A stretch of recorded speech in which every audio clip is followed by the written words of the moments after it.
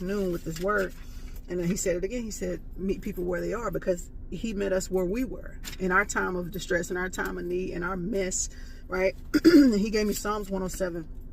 He says, this is verse 10, some dwelt in darkness and in the deep, deathly darkness, prisoners, bound in misery and chains, because they had rebelled against the precepts of God and spurned the counsel of the Most High.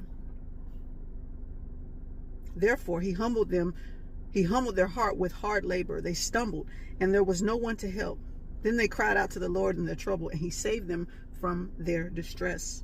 He brought them out of the darkness and the deep, deathly darkness, and broke their bonds apart. This whole chapter is talking about God delivering people from darkness. Thanksgiving for who God has been consistently faithful in our lives. Think about every time, even that's where the worship comes from, right? For me, when I'm worshiping, I just think about who he is, how good he really has been, even when I wasn't good. That's why I love that song by Corey, The Reckless Love of God. I love that. Like, that brings me back to when I was your foe, still your love fought for me. Dead wrong, guilty of sin, in the middle of my mess, I cried out, and every time he saved me. I didn't even know if I was going to even repent. I hoped to at the time, but I was bound by sin. Still crying out to God and hope that just have mercy on this have mercy on this sinner, Lord. I'm sorry.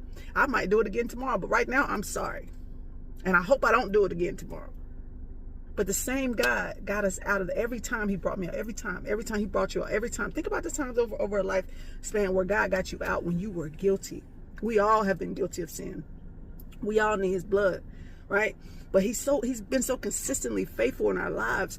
And we got to remember that for other people who may not be on their walk and really on that path just yet, but he's going to save them, right? So we can't be all high and mighty and holier than thou that we can't reach down and help somebody who may have been where we was a few years ago. You get what I'm saying? That's what he said. That was the word that he gave me today. Meet people where they are. He said, meet people where they are. So I don't know if you've been tempted, or maybe you're going to be tempted this week or not tempted, but tested to help somebody that may not be, picture perfect Christian, and none of us are, but you know what I mean? Like up to standard where everybody think they should be. Because a lot of people are going to look down on you like, why are you with them? Why are you helping them? Why are you doing this? Why are you doing? Because God did it for me. Somebody prayed for me. Somebody interceded for me. Somebody gave me a hug and the love of God when I didn't even love myself. You get what I'm saying? That's the God that we serve. Somebody did it for us. So we can't forget